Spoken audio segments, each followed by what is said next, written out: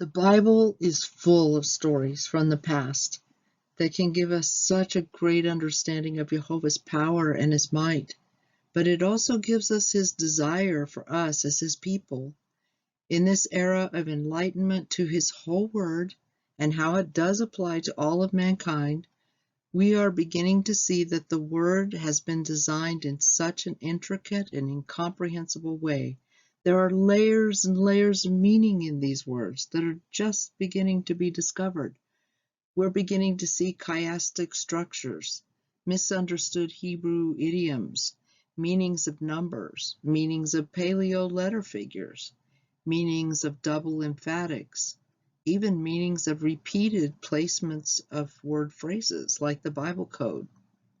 And just understanding these things causes us to ponder, how much deeper can the word really be, in ways that we as humans may never see, we may never understand, until the Messiah comes and teaches us. It is truly a living, supernatural work that he has given to us. Today, I'd like to look for a deeper meaning that's found within the instructions that were given to Hosea about naming his children and the prophecies that they contain, specifically the naming of Jezreel. We've often heard and understood the meanings of the names Jezreel, Lo Ruhamah, Lo Ami, to be speaking about the house of Israel being scattered and sown, not receiving mercy, no longer being God's people. But within the naming of Jezreel, there are some other words that seem kind of unrelated, but they might contain a deeper meaning for us. Hosea 1:4 and 5 says this: Jehovah said to him, "Call his name Jezreel, for in a little while I will revenge the bloodshed of Jezreel on the house of Yehu, and put an end to the kingdom of the house of Israel. And it shall be in that day that I will break the bow of Israel in the valley of Jezreel." We've easily understood the scattering and sowing and ending the kingdom of the house of Israel, but what are we to take away from revenging the bloodshed of Jezreel on the house of Yehu and breaking the bow of Israel in the valley of Jezreel? Well, what better way to begin than finding out a little bit more about this Yehu guy? Let's dig a little deeper into the biblical history of Yehu and Jezreel to find the connection. This is the outline we'll use. 1. The meaning of the name Jezreel. 2. Where is Jezreel? 3. Who is Yehu? 4. Yehu's blood guilt in Jezreel. 5. The bloodshed of Jezreel in history. 6. Breaking the bow of Israel in Jezreel. 7. The future of the valley of Jezreel. And 8. What does this prophecy mean to us specifically? Jezreel, the name, means God sows or God will sow.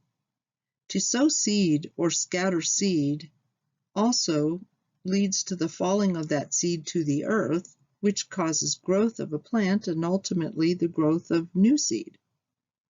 Jehovah promised that his people would be scattered if they did not obey him. Leviticus 26:33 says, "And I scatter you among the nations and draw out a sword after you."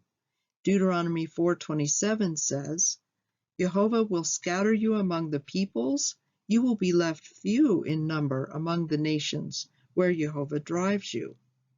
This is an interesting promise because we know that even though they are few that are left, he will cause them to be seeded or sown in the earth to become like the sand of the sea. Deuteronomy 28:64 says, "Jehovah shall scatter you among all peoples from one end of the earth to the other." And Nehemiah also reminds the people in 1:8, "Please remember the word that you commanded your servant Moshe, saying, 'If you trespass, I will scatter you among the peoples.'"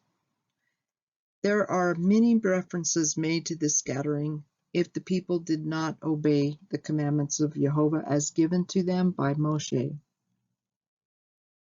Since the naming of Jezreel is connected to the Valley of Jezreel, we should look at the geography of the Jezreel Valley. This is taken from Wikipedia. Quote, "The Jezreel Valley is also known as the Valley of Megiddo. It is a large fertile plain, an inland valley in the northern district of Israel. It is bordered to the north by the highlands of the lower Galilee region. It's bordered on the south by the Samarian highlands, on the west and northwest by the Mount Carmel range, and to the east by the Jordan Valley, with Mount Gilboa making its southern extent. The largest settlement in the valley is the city of Afula, which lies near its center.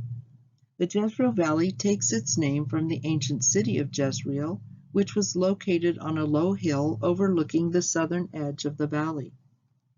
The phrase Valley of Jezreel was sometimes used to refer to the central part of the valley, which was around the city of Jezreel, while the southwestern part was known as the Valley of Megiddo, and it was named after the ancient city of Megiddo, which was located there.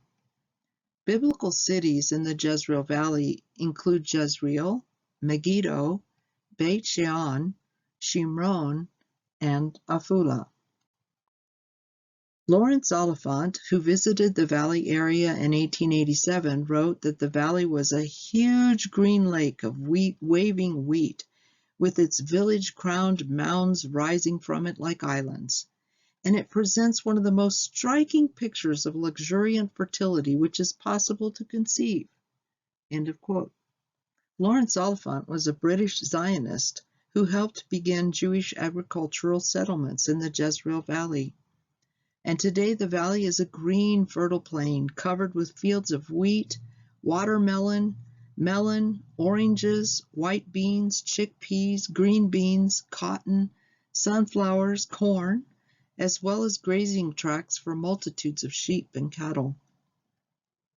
So we see from this description that the Jezreel Valley is a very verdant green valley, and it's perfect for planting and sowing seed.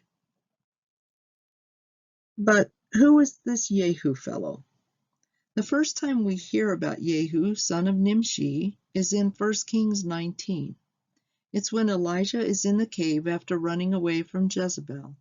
He hears Jehovah, not in the wind, not in the earthquake, not in the fire, but in a still, small voice. And he asks Elijah, "What are you doing here?" And Elijah answers, "He alone is left of all the prophets." And even before Jehovah answers Elijah's statement about being the only prophet left, he actually gives him 3 missions to do. He said, "Go, return on your way to the wilderness of Damascus."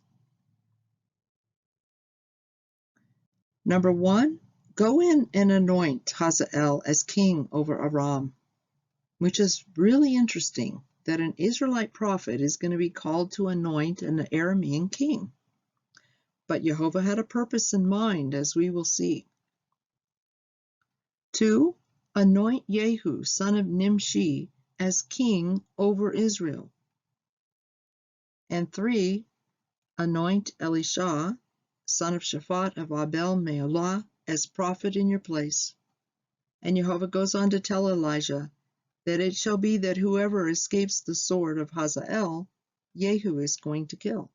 And whoever escapes the sword of Yehu, Elisha is going to kill. So we start to see that there is bloodshed prophesied in these verses. And Elijah immediately goes not to anoint the king of Aram, not to anoint the king of Israel, but he goes to anoint his successor, Elisha. He is going to go with the Father in his blazing chariot, and he's going to leave Elisha with the task of completing these other missions. So Elijah sends Elisha to anoint Hazael as the king of Aram. In 2 Kings 8:8-15, it says, Elisha came to Damascus, and Ben-Hadad, king of Aram, was sick. And it was reported to him, saying, "The man of Elohim has come here." And the king said to Hazael, Well, take a present in your hand, go to meet the man of Elohim, inquire of him by him, saying, do I recover from this sickness? And Elisha said to him, go and say to him, you will certainly recover. But Jehovah has shown me that he will certainly die. And he, Hazael, looked at him steadily until he was shamed. The man of Elohim wept, and Hazael said, why is my master weeping? And he answered, I know the evil that you are going to do to the children of Israel, setting their strongholds on fire, killing their young men with the sword, and dashing their children, ripping open their women with child. And Hazael said, what is your servant, a dog, that he should perform this great matter? And Elisha answered, Jehovah has shown that you are to be king over Aram. The man of Elohim had a vision while anointing this new king of Aram, coming against Israel in a most horrific way, and it saddened him greatly. The rest of this story is that Hazael goes back to the king, tells him he will certainly recover, and then the very next day he goes into his king and drowns him with a wet cloth over his face. And that is how Hazael was made king of Aram. Next, Elisha called one of the sons of the prophets to go out and anoint Yehu as king of Israel. He doesn't go himself. King Joram, son of Ahav, is king of Israel at this time, and Yehu is commander of the Israeli army. Yehu is at a military encampment at Ramoth Gilead, where the troops are protecting the border from now King Hazael of Aram. And we start to get an idea of Yehu's character when he responds to the prophet anointing him. 2 Kings 9, 6-11 says, he poured oil on his head, and he said to him, thus says Jehovah Elohim of Israel, I have anointed you king over the people of Jehovah, over Israel. You shall strike the house of Ahab your master. I will avenge the blood of my servants the prophets, and the blood of all the servants of Jehovah at the hand of Jezebel. And all the house of Ahab shall perish. I shall cut off from Ahab all the males in Israel, all those shut up and all those left at large. And I will give up the house of Ahab like the house of Jeroboam son of Nebat, and like the house of Baasha son of Ahiah. And the dogs are going to eat Jezebel in the portion of Jezreel with none to bury her. And then he opened the door and ran away. Yehu came out to the servants of his master, and one said to him, is there peace? Why did this madman come to you? And he said to them, oh, you know the man and the way he talks. Even the commanders of Israel didn't have any confidence in the prophets of Elohim and thought of them as madmen. But to continue through verse 13, they said, it's a lie. Reveal it to us now. So he said, well, thus and thus he spoke to me, and he said, thus says Jehovah, I've anointed you king over Israel. Well, they all hurried. They took off their garments. They put it under him on the top of the steps. They blew with the shofar, saying, Yehu reigns. It didn't sound quite like Yehu believed what the prophet had said, but madman or not, his men jumped at the opportunity to make him king. And this whole episode in the history of Israel at this time was going to be played out exactly according to the Father's wishes. No longer would the wicked house of King Ahab and his sons and Jezebel reign or have any influence over Israel. Yehu was obviously a warrior. He was a commander of Israel. He was accustomed to killing in battle. But now he had been given free license to kill the king, Jehoram of Israel, the son of Ahab, and all of his house, and become the king of Israel. So what kind of king was Yehu? And why is the bloodshed that was ordained by and acceptable to Jehovah now going to be avenged on the house of Yehu? Let's follow the events of Yehu after he's ordained to see why this might be.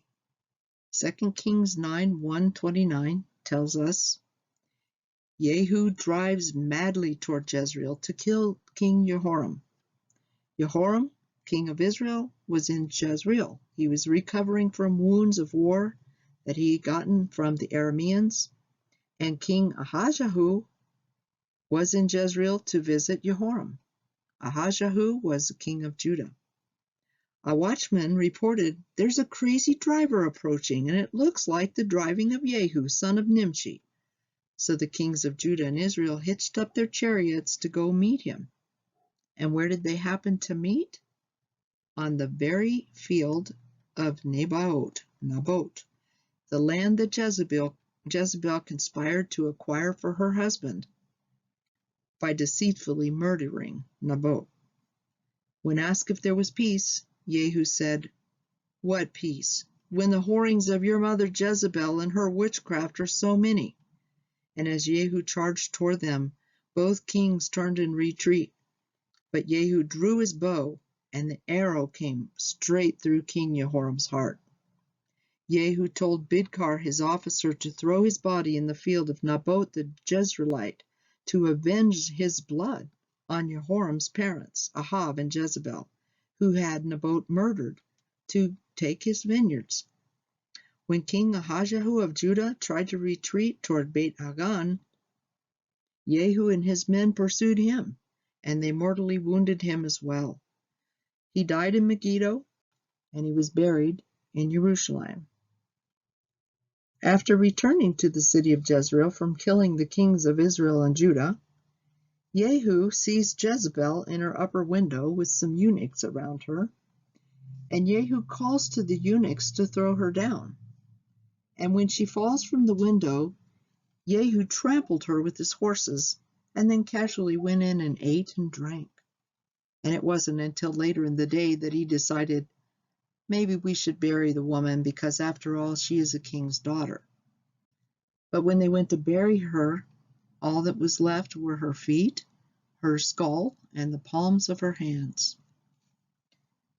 Next, Yehu wrote letters to the elders and guardians of Ahab and Shomron, asking that they set up one of Ahab's 70 sons as king of Israel. They wrote back, they could not do that for fear that he might be killed, of course. Yehu was now known as the madman in Israel, even though he was faithfully carrying out the directions of the Most High. Yehu wrote another letter to the elders and guardians and asked, "If you truly want to obey me, bring to me the 70 heads of the sons of Ahab and meet me in Jezreel." Rather than risk going to Jezreel themselves, the elders sent messengers to Yehu with the heads of the sons in baskets. Yehu had the heads placed in 2 heaps at the gate of Jezreel, and in the morning he said to all the people, "Look, you are righteous. I conspired against my master and I killed him. But who struck all of these? Know now that not one word of Jehovah which Jehovah spoke concerning the house of Ahab falls to the ground. For Jehovah has done what he spoke by his servant Eliyahu."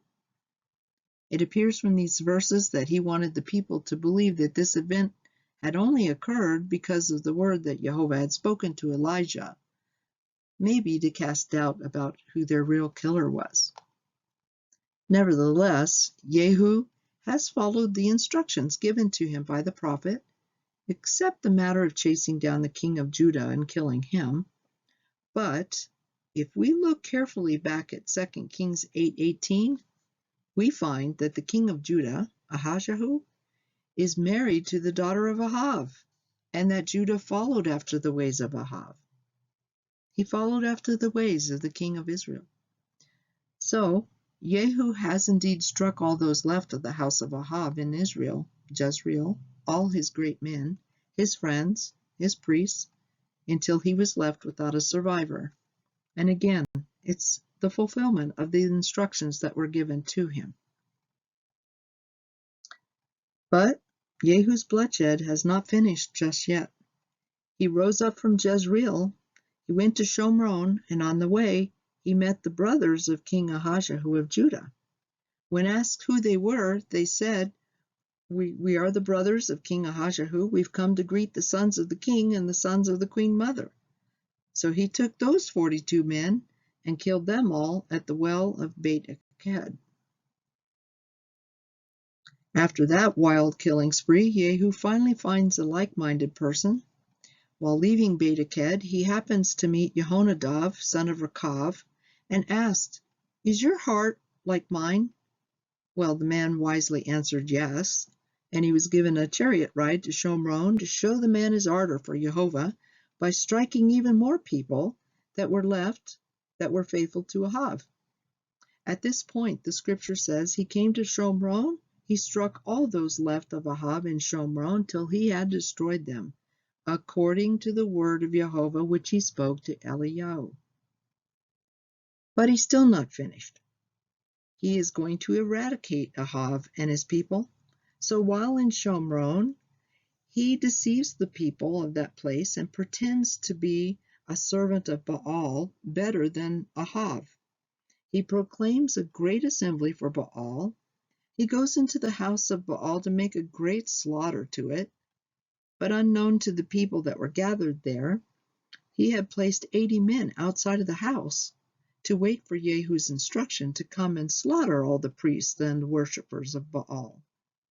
And after killing everybody in the temple to Baal, they also brought out all the pillars of Baal and burned them, and broke down the statue and made it into a latrine.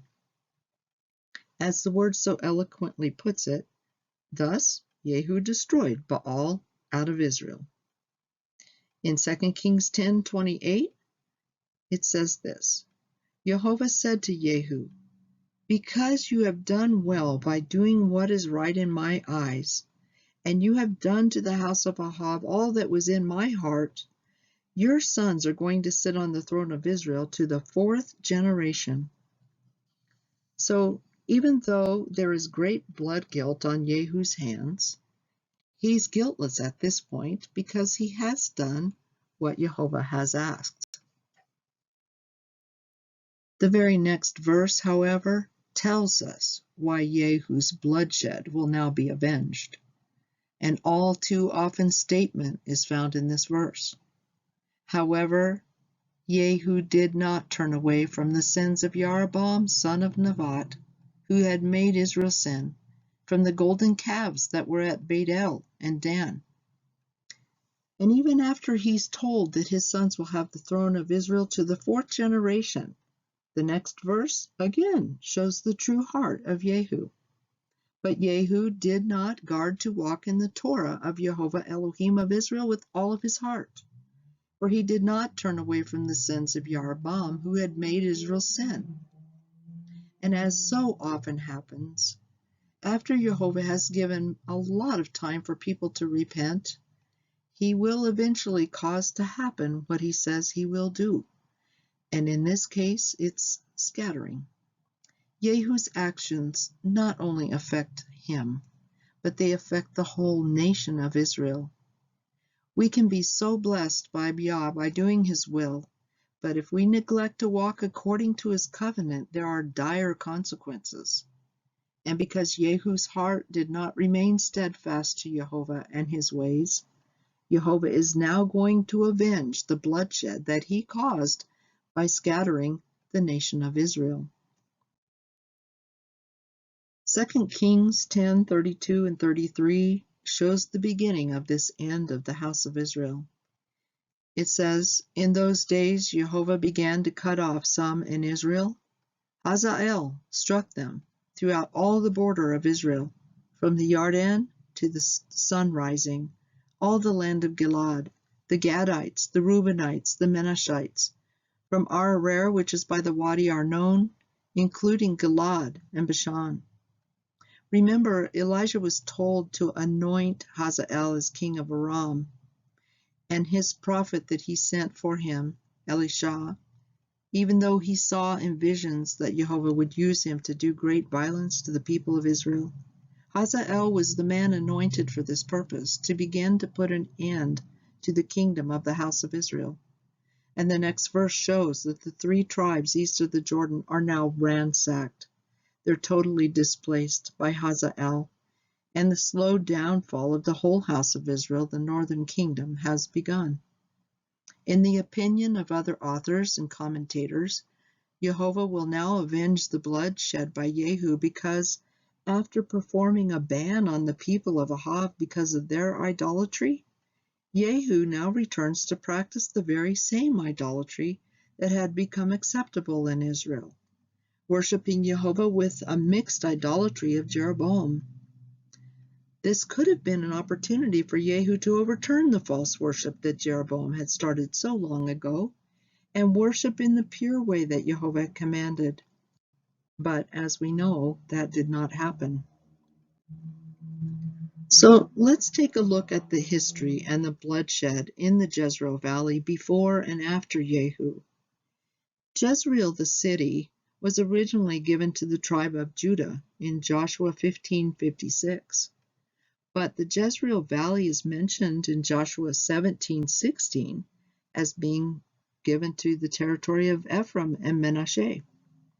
Then the children of Joseph said, "The hill country isn't enough for us, and all the Canaanites who dwell in the land in the valley have chariots of iron, even those who are in Beit Shean and its towns, and those who are in the valley of Jezreel."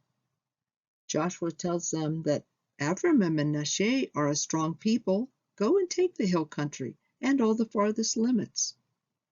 The Jezreel Valley has always been a chosen place for battles because of its open, flat fields surrounded by mountains for hiding and refuge.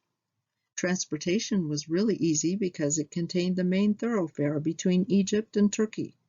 Megiddo, in particular, had intersecting routes in all four directions, and it was a major transportation hub.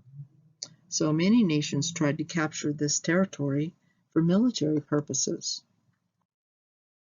Many wars that took place in the Jezreel Valley are recorded in the Bible. In Judges 5, Deborah of the mountains of Ephraim and the military commander of Israel, Barak, they defeat Yavin, king of Canaan, in 1230 BC on Mount Tabor, which is on the far east side of the Jezreel Valley. In Judges 6, Gideon was from the town of Ophrah, which belonged to the tribe of Manasseh.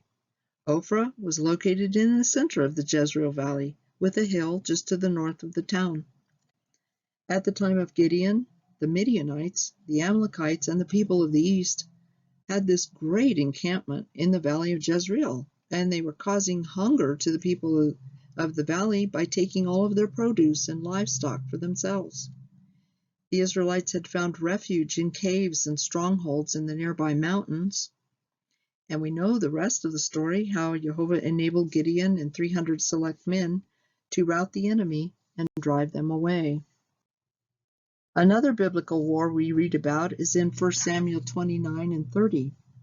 David is still running from King Saul, and he has become a friend of the Philistines. The Philistines had an encampment at Aphek in the northwestern part of the Jezreel Valley, and it was near the Mediterranean Sea. The Israelites were encamped at the city of Jezreel.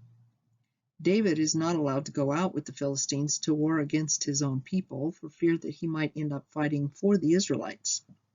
However, after the third day of the Philistines going out, the Amalekites end up sacking towns in Judah, Caleb and Ziklag, and they took 2 of David's wives captive.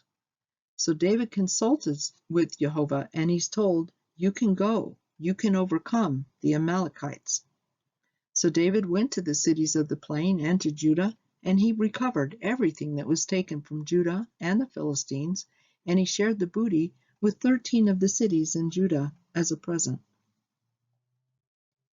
After defeating the Amalekites, David returned to Ziklag, and on the third day of being there, he heard the news that King Saul and his sons had been killed by the Philistines on Mount Gilboa in the mountain range southeast of the city of Jezreel.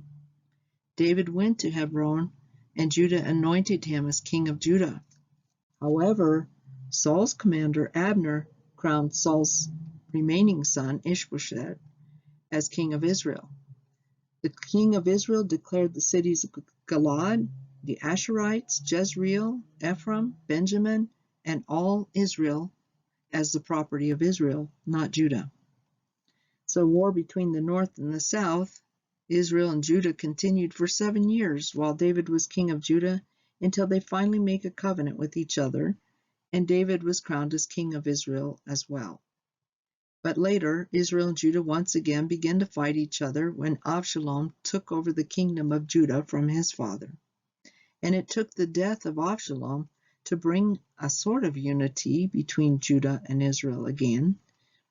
The king passed over to Gilgal, and all the people of Yehudah brought the king over, also half the people of Israel. There was not a consensus from Israel to make David king. We saw in 2 Kings 10:30 that because Yehu had avenged the blood of the prophets on the house of Ahav, that his sons would remain on the throne until the 4th generation.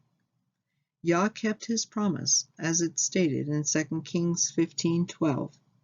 This was the word of Jehovah which he spoke to Yehu, saying, "Your sons to the 4th generation are going to sit on the throne of Israel." And it came to be so.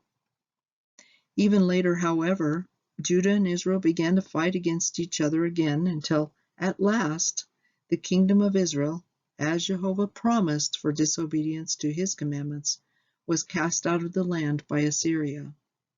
Between wars with each other and other nations, you can't even begin to imagine the number of people that have been slain in the valley of Jezreel during biblical times, let alone how many more in the years after that. Even after Israel had been scattered from the land, is there a continuance of the bloodshed in Jezreel? In modern history, many battles have been fought on that ground. According to Eric Klein, author of Battles of Armageddon, Megiddo, and the Jezreel Valley, 34 battles have been fought here from 2350 BC to 1973. According to Klein, Egyptians, Canaanites, Israelites, Midianites, Amalekites, Philistines, Hasmoneans, Greeks, Romans, Muslims, Crusaders, Mamluks, Mongols, French, Ottomans, British, Australians, Germans, Arabs, and Israelis have all fought and died here. In fact, Klein says that most commentators believe more battles have been fought in this area than any other place on earth. And we know that there is more to come when the nations come against Israel again. If the Father heard righteous Abel's blood crying out from the ground, how much more do you think he hears the bloodshed that has been spilled in Jezreel? The next prophecy connected with Jezreel's name is that the bow of Jezreel will be broken in the valley of Jezreel. Benson commentator says this: the Israelites were overthrown by the Assyrians in a very pitched battle in the plain of Jezreel. Tiglath-Pileser took several of the principal cities in that plain in the reign of Pekah, and afterward in the reign of Hosea, Samaria was taken by Shalmaneser after a siege of 3 years, and that put an end to the kingdom of the 10 tribes.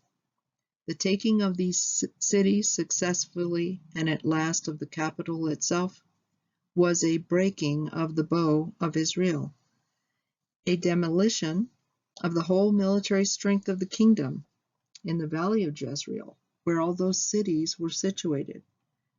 For the breaking of a bow is a natural image for the overthrow of military strength in general, at a time when the bow was one of the principal weapons. So why has all this bloodshed occurred, even after the blood of Jezreel had been avenged on the house of Yehu? When Israel was in the desert, Jehovah warned the people in Deuteronomy 29:25-28, "It shall be said, because they have forsaken the covenant of Jehovah Elohim of their fathers, which he made with them when he brought them out of the land of Mitzrayim. They went and they served other mighty ones. They bowed themselves to them, mighty ones that they did not know, and that he had not given to them. Therefore the displeasure of Jehovah burned against this land, to bring on it every curse that is written in this book. Jehovah uprooted them from their land in displeasure and in wrath, in great rage, and cast them into another land, as it is today. Ezekiel also tells us, Son of man, when the house of Israel dwelt in their own land, they defiled it by their own ways and their own deeds. So I poured out my wrath on them for the blood that they had shed on the land, and for the idols they defiled it. I scattered them among the nations. They were dispersed throughout the lands. I've judged them according to their ways and their deeds. Ezekiel 36. Unfortunately, the answer to the question of why is answered in the word of Elohim, but few people understand these words enough to take them to heart and apply them to their life. One of the reasons Jehovah's wrath was poured out on Israel was for the blood that had been shed on the land, which, as we have seen, it's been far, far too much. And what about the future of the Jezreel Valley? What lies ahead for this strategically placed piece of real estate? The city of Megiddo in the Jezreel Valley has been speculated as being the final battle of Armageddon because of the similarity to the name Megiddo. However, Zechariah 14 tells us, I shall gather all the nations to battle against Jerusalem. There will be great suffering in Jerusalem, but if all nations are gathering against Jerusalem, we can know by past events that the armies will also gather in strategic places that are advantageous to them to fight against the city in the mountains of Israel. Surely the Jezreel Valley will also be a place where fighting will occur. However, this final destruction of Jerusalem will herald the coming of our Messiah, who will fight against these nations that have gathered against his holy city, and he will do the battle. The evil forces will all be destroyed, the bloodshed will cease, and he will begin his kingdom on this earth. To quickly review the prophecy in Hosea, let's look at how Paul understood these verses. He understood these verses were about the scattered ones of Israel, the ones who were once not a people, but are now called the sons of the living God.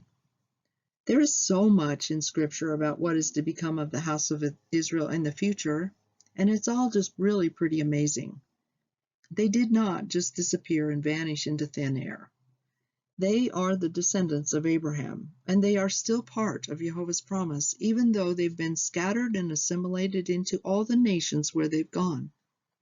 I cannot stress this enough. They still remain a part of the promise that was given to Abraham, even though they may not realize their true role in that prophecy. But Paul tells us, so then you are no longer strangers and foreigners. You are fellow citizens of the set-apart ones. You are members of the household of Elohim. You have been built on the foundation of the apostles and the prophets, Yeshua, Messiah himself, being the chief cornerstone. Ephesians 2:19 and 20. We sometimes fail to notice that we're not just built on the foundation of the apostles. We are also built on the prophets, who are so rich with instruction to Yah's people and all the information we need to know about the last days. The prophets also have all the prophecies concerning the whole regathering of Yah's kingdom into his land. Paul also says this to the Jews about the people of the nations, that he might make known the riches of his esteem on vessels of compassion, which he had prepared beforehand for esteem, even whom he called, not only us of the Yehudim, the Jews, but also of the nations. And he says in Hosea too, I will call them my people, who were not my people, and her beloved, who was not beloved. And it shall be in the place where it was said to them, you are not my people, there they will be called the sons of the living El. That's in Romans 9:23 and 25 to 25. Paul recognized these scriptures to be referring to the amazing thing he could see. He could see it happening right before his own eyes in his time. Elohim was doing miraculous things with the Gentiles in the same way as he was doing with the Jews. These people of the nations, these foreigners, they were being accepted into the house of Elohim with the same rights and privileges as Judah, because the redemptive work of the Messiah had been laid on them also. They would no longer be cut off from the household of Jehovah. They would be a part of his kingdom. And according to this scripture, this plan of showing compassion on the Gentiles had been planned from ancient times. And here we see the connection to the prophecy of Hosea and the actual fulfillment in Paul's understanding of what was happening to these people, the nations, these foreigners that were now the household of Jehovah. Whether they were cut off from Israel in the past, or whether they had a renewed heart that sought to be a servant in the house of Yah, whichever, they were now part of the kingdom of the living God. But getting back to revenging the blood of Jezreel on the house of Yehu, why is this prophecy written in Hosea right beside the verses about putting an end to the house of Israel? After all, that's the major question of this study. After learning about Yehu's crazy exploits and all his bloodshed in Jezreel, there is a recurring theme. Yehu was supposed to be an example to the house of Israel for what would happen to them for disobedience to his commands. He had shed the blood of Jezreel at the instruction of Jehovah himself, and all was good until he himself no longer kept the Torah. He no longer kept the instructions of Elohim. As it says in 2 Kings 10:29, however, Yehu did not turn away from the sins of Jeroboam, son of Nebat, who had made Israel sin from the golden calves that were at Beit El and Dan. But Yehu did not guard to walk in the Torah of Jehovah Elohim of Israel with all of his heart. He did not turn away from the sins of Jeroboam, who had made Israel sin. So, all the bloodshed in Jezreel came about because of the absolute disobedience to those commands. In all the stories of judgment in the biblical past, we see the reason for the judgment and the bloodshed. The bloodshed of Jezreel continued even after Yehu's carnage because they still continued to disobey the one whom they pledged to honor and obey. And of course, they were finally cast out of the land totally because of that disobedience. The prophecy of Yehu is just another warning to northern Israel of the horrific consequences of continued apostasy from Yah. And in case you missed the gist of Hosea's word of warning through the naming of his children, the father also gave a terrorizing descriptive look through the bloodshed of Yehu about the judgment that would come by disobeying him. It was more than just being unloved and just cast away from the land to other places. No, this was a warning that there was going to be horrific bloodshed and violence along with their exile. And when Assyria came against Israel, they did bring unrestrained violence and bloodshed to Jehovah's people. That's the recurring theme and the whole word of Elohim to mankind. It was stated in the beginning of the book. If you diligently obey the voice of Jehovah and guard to do all his commands that I command you today, Jehovah will set you high above all the nations of the earth. But if you do not obey the voice of Jehovah your Elohim to guard and do all of his commands and his laws that I command you today, all these curses will come upon you and they will overtake you. Deuteronomy 28:1 and 15. The warning in Deuteronomy said, if the people didn't keep and guard his Torah, that they would be scattered to the ends of the earth. The verse right after that is pretty intriguing. The secret matters belong to Jehovah our Elohim, but what is revealed belongs to us and to our children forever, to do all the words of this Torah. Deuteronomy 29:29. In other words, after telling the people that they would be scattered to the ends of the earth for their disobedience to him, he alludes that there are secrets that belong only to Jehovah, But he will reveal those things and those secrets to them and their children that ultimately lead to one goal: to do all the words of this Torah. So it follows then that because we are a people who want to do all the words of this Torah, he's going to reveal to us his secret things. And does he? He definitely does. Yeshua tells us in Luke 8:10, he said, "To you it has been given to know the secrets of the kingdom of Elohim, but to the rest it's just parables.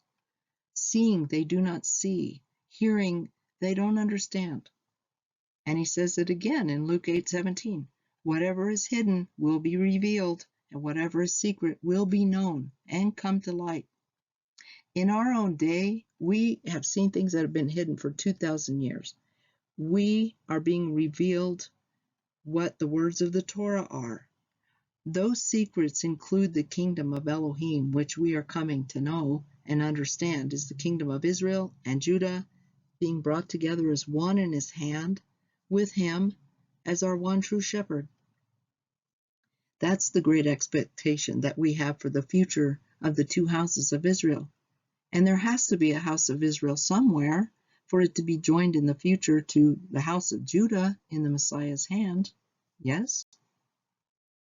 If we continue to read Hosea's prophecy about Jezreel in Hosea 1 and 10 and 11, it says this: "Yet the number of the children of Israel will be like the sand of the sea. It won't be measured or counted. And it shall be in the place where it was said to them, 'You are not my people,' that they will be called, 'You are the sons of the living El.' And the children of Yehuda and the children of Israel will be gathered together. They will appoint for themselves one head. They will come up out of the earth, for great is the day of Jezreel." All of these verses are pointing to the culmination of a great event called the Day of Jezreel. Let's look at each part of this verse to understand how it can be connected to this great event, the great Day of Jezreel. The first part of the prophecy is that the children of Israel will be as the sand of the sea, absolutely uncountable. One of the warnings from Jehovah about disobedience is that he will make his people few in number. Their highways will be deserted, Leviticus 26. When the house of Israel were made captive by Assyria, there were few that remained, and few returned. But the promise remained to Abraham that Jehovah would increase his seed like the sand of the earth, no matter where they go to, Israel or the four corners of the earth. And the purpose of being scattered is also to be sown in the earth, multiplying in the places where they've been scattered, creating an innumerable number of descendants. Galatians 3:29 says, "If you are of Messiah, then you are seed of Abraham. You are heirs according to the promise made to him." Because Yah made the everlasting promise to Abraham about his seed, and the Messiah is from Abraham's seed, we who are of Messiah are also part of that seed. It's become immense, like the sand of the seashore and the stars of the sky. The next part of the verse is in the place where it was said to them, "You are not my people." They will be called, "You are the sons of the living El." We now know that the Jezreel Valley was the place that all these bloody killings took place, that ultimately brought King Hazael to begin to bring down the kingdom of Israel. John 1:12 tells us this: "As many as received him, to them he gave the authority to become children of Elohim, to those believing in his name." Romans 8:14 says, "For as many as are led by the Spirit of Elohim, these are the sons of Elohim." Paul, in all of Romans 9, is quoting these same verses from Hosea to explain that the nations are being called with Judah to believe in the Messiah, to become joint heirs with them. In Ephesians 2, Paul is explaining to the ones who were once nations in the flesh that they are no longer strangers and foreigners. They are fellow citizens of the set-apart ones and members of the household of Elohim. And what about the phrase, "In the place it was said to them, 'You are not my people,' they will be called the sons of El"? You know, if one looks at a map of Paul's missionary journeys, you can readily see that his mission was to the lost sheep of the house of Israel. They were the ones that were scattered out of the country. And it's known that the Israelites that had been scattered were living in those areas. In fact, Paul mostly went to Jewish synagogues, but there were many Gentiles that were flocking to those synagogues to hear about this Jewish Messiah.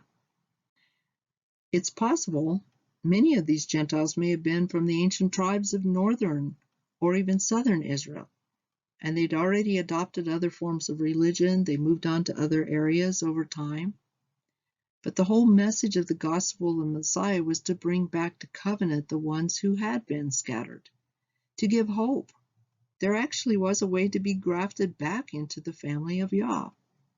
And having heard about a Jewish Messiah, was there something stirring in the spirits of these now assimilated Israelites or Gentiles to maybe go and hear this message? And what about the place that they will hear they are sons of Elohim? Judah's returning to the land along with many others from the nations, but there is a time in the future when he will go. He himself will retrieve all of his people that have been scattered everywhere, and he will bring them back to the land, the place where they were told they were no longer his people. Ezekiel 26 says, I shall take you from among the nations. I shall gather you out of all lands. I will bring you into your own land. And also in Jeremiah 30, for look, the days are coming, declares Jehovah, when I will turn back the captivity of my people Israel and Yehudah, declares Jehovah, and I will bring them back to the land that I gave to their fathers. I will let them possess it. And there's a lot more scriptures that repeat the same promise. The scriptures also bear witness that it was in this place, in northern Israel, where the people who were considered not a people were now known to be the sons of El. You can see from this map, Caesarea was in the northern kingdom of Israel. In the story of Cornelius, Jews were forbidden to hang out with Gentiles. They were considered unclean. A Gentile during Cornelius' time would have been considered not a part of the Jews, in other words, not my people. In other words, you were not of their people, even if you did do all sorts of good deeds like Cornelius did. But Cornelius, captain of the Italian regiment of Rome, he also received the same spirit that the apostles had received at Shavuot in Jerusalem. So it was clearly understood by Peter and all that were with him that the message of Jehovah and all the covenants and promises were for everybody that was called by the Messiah and accepted his way.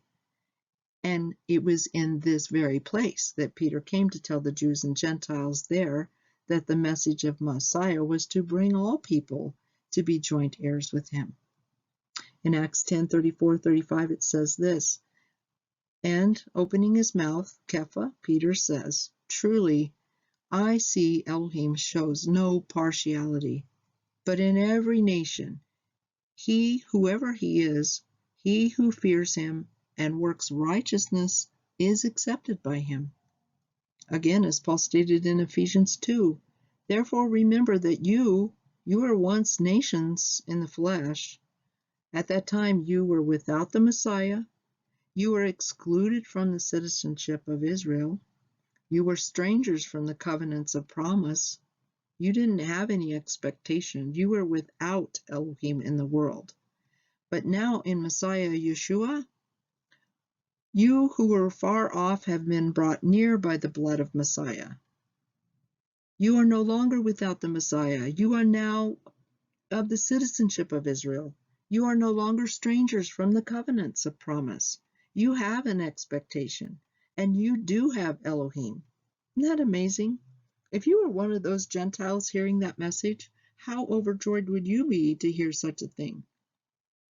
Would you now understand the prophecy, if you read it, that you who were not his people are now sons of the living El? We see division, though, in our day. Many Torah-observant believers have a deep hope to live in Israel, but when they research how to make Aliyah, they find that they're not really welcome in the land if they're bringing the Messiah with them.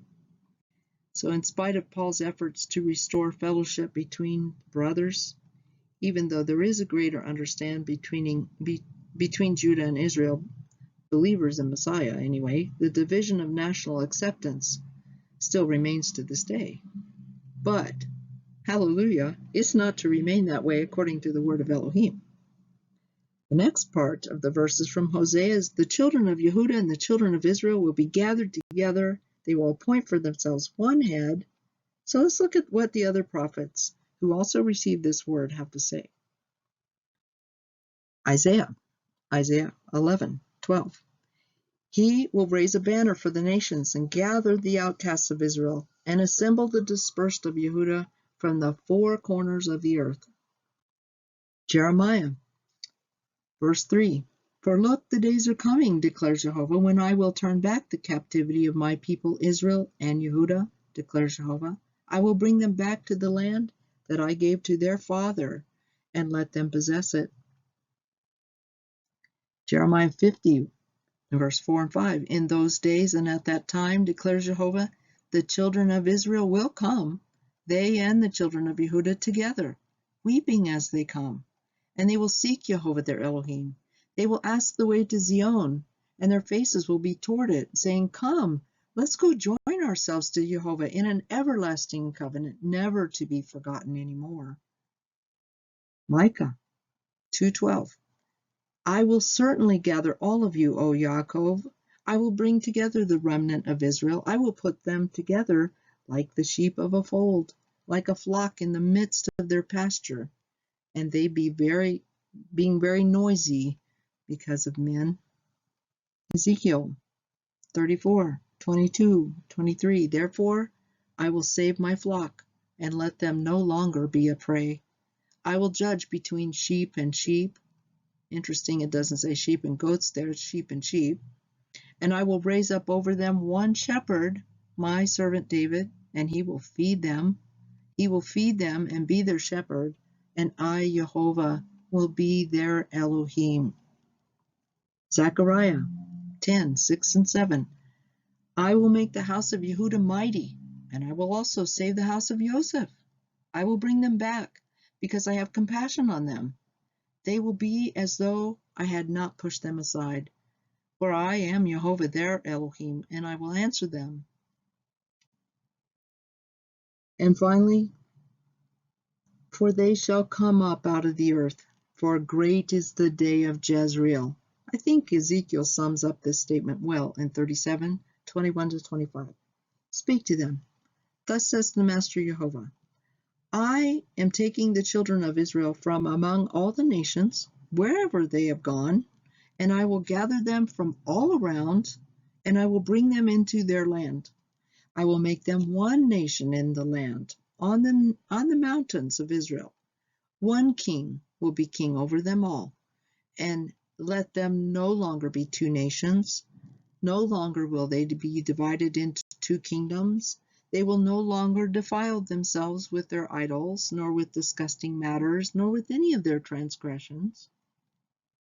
I will save them from all their dwelling places in which they have sinned, and I will cleanse them. They will be my people, I will be their Elohim, while David my servant is king over them all. They shall all have one shepherd, and they will walk in my right rulings, and guard my laws and do them, not theirs, his. They shall dwell in the land that I have given to Yaakov my servant, where your fathers dwelt, and they will dwell in it, they, their children, their children's children, forever, and my servant David will be their prince forever. So we can see that in the land where they had been told that they were not his people, in that same place, the land of Israel, and very possibly the Jezreel Valley specifically, they will be told again that they are the children of Elohim. That's the whole culmination of all the prophecy about the house of Israel. Even though they were once not a people, they were not loved, they were rejected, they were scattered. They will also be reunited with their brothers, the house of Judah, in his hand. They will be brought back to the land that was promised to Abraham and his descendants. So, What does all of this mean for us today? The word Jezreel means to scatter, sow. The cataclysmic scattering of the house of Israel to the four corners of the earth has a counterpart, the restoration of those same people back to the land that was given to their forefathers, Abraham, Yitzhak, and Yaakov. Most of us know the story of the little boy who told a lie, wanted to take it back. He goes to a wise man. The wise man had the little boy carry the feather pillow to the top of a hill and then take all the feathers and let them go in the wind. The moral, of course, that once a lie is spread, it's most impossible to gather it back. But in the greatness of our great Father, He has promised to gather what has been scattered, to restore what has been lost. He's going to rebuild what has been thrown down. He's going to bring back together what never has been able to be since it first began. Only the Messiah would be able to bring together what mankind doesn't even recognize, the house of Israel and the house of Judah. Only He can take what has been scattered to the four winds like feathers in a pillow in the wind and unify it into a group of people, and they're going to be so amazed to know that they're now part of His kingdom, the whole restored kingdom of Israel on this earth. And that will truly be the great day of Jezreel. We know the story of the dry bones in Ezekiel. The chapter begins in a valley and the whole house of Israel is brought back to life. It doesn't mention the name of the valley, but it very well could be the Jezreel Valley, right? It's an allusion to the death of so many people maybe in that area. The house of Israel believes that they have been cut off from Israel. They have no expectancy to live there. In fact, most believers today believe that their future is in heaven. But Jehovah has promised differently. They will be raised up in the future. They will be brought back to life again to live in the nation of Israel itself, the land given to their fathers, to live for Him. And they will walk according to His ways from then on and forever. All the prophecies say the same thing. They will be brought back to the land of Israel. Jehovah's desire for the people in the desert was that they would keep His ways. Out of love for them, He was bringing them into a land flowing with milk and honey. His desire was to be the king of the kingdom that He was bringing into that land. But they rejected Him as king. They set up earthly kings. They quickly took on the ways of the nations around them, and their kingdom was divided into two, and they forsook the ways of Elohim. So He cast them out from that good land. All the prophecies are clear, though. Everywhere that Jehovah declares judgment against His people, He always gives them a hope for the future. And we're inching closer and closer to the time of His coming, the time of His judgment, the time of His restoration. Our behaviors, our attitudes should be anticipating this coming day if we want to be a part of it. The words of Deuteronomy 30 are still valid today. They give us hope for a restoration to the land in the future. It shall be, when all these words come upon you, the blessings and the curses which I've set before you, and you start thinking about them, you bring them back to your heart among all the nations where Jehovah your Elohim drives you, and I turn back to Jehovah, and you turn back to Jehovah your Elohim and obey His voice, according to all that I command you today, with all your heart, with all your soul, you and your children. Then Jehovah your Elohim will turn back your captivity. He will have compassion on you. He will turn you back and gather you from all the peoples where Jehovah your Elohim has scattered you. If any of you are driven to the farthest parts under the heavens, from there your Elohim will gather you. He will take you. He will bring you to the land. Jehovah your Elohim shall bring you to the land which your fathers possessed, and you will possess it. He will do good to you and increase you even more than your fathers. Deuteronomy 30, 1 through 5. But all of this depends on our decisions. It depends on our choices. I believe the story of Yehu was included in Hosea's prophecy as an added warning to us, even today, to remember the covenant of Elohim, to remain steadfast, because by doing so we show our love and respect to Jehovah. Yehu was given that opportunity to turn the nation of Israel away from idolatry and transgression of the covenant.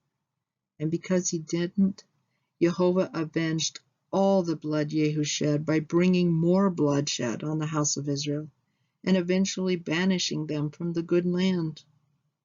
Remember, Yehu did not guard to walk in the Torah of Jehovah Elohim of Israel with all of his heart.